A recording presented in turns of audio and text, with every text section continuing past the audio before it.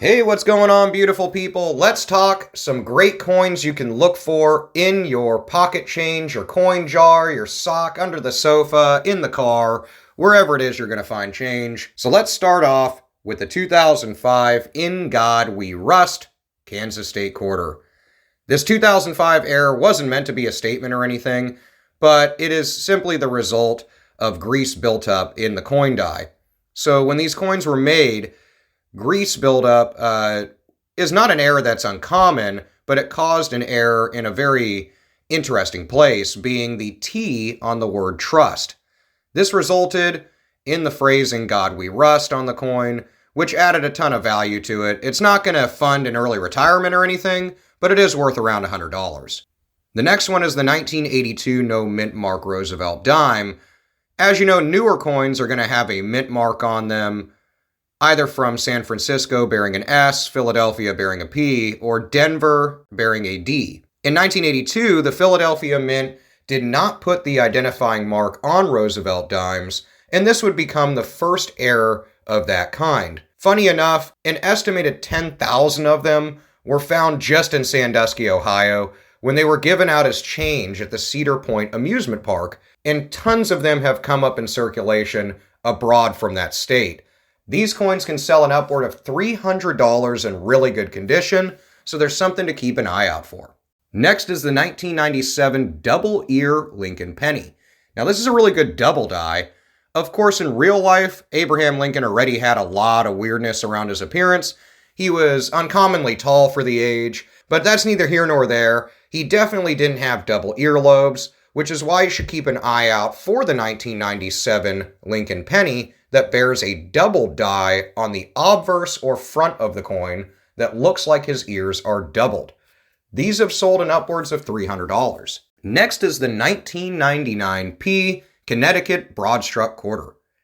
Another state quarter to talk about. We talked about the extra leaf Wisconsin state quarter in another video, so this is a really good one.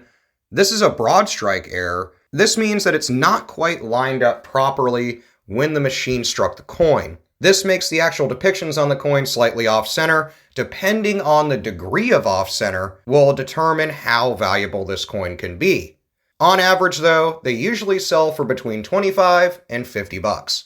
Next is the 2005 Speared Bison Jefferson nickel. If you are the owner of a 2005 nickel that looks a little bit like the buffalo on the tail side was struck with a spear, then you might have this error. One of these sold for over $1,200 at a heritage auction in 2021 due to the high grade of it, so that's a big determining factor. A lot of them sell for much less, usually around a couple $100, but these are a really great collectible. They're awesome coins, and there's quite a few out there as hundreds of them have been found. Next on the list is the 2007 Godless presidential dollar coin. Now, you're used to most American coinage saying, "In God We Trust." In 2007, the new George Washington dollar coins were released in the US, and an unknown number of them were accidentally struck without the standard inscription, "In God We Trust." In 2007, experts predicted the flawed coins would eventually sell for like $50. The prediction was a bit off, as some of these have sold for over $100. These fall into the missing edge lettering dollars, as they're now officially called, all of which can hold pretty good value. Last on this short but fun list of coins to look for is the 1992 Close AM penny. Now, I talk about wide and close AM really in depth in another video, so just search Close AM in my video list on my channel, and you can check that video out.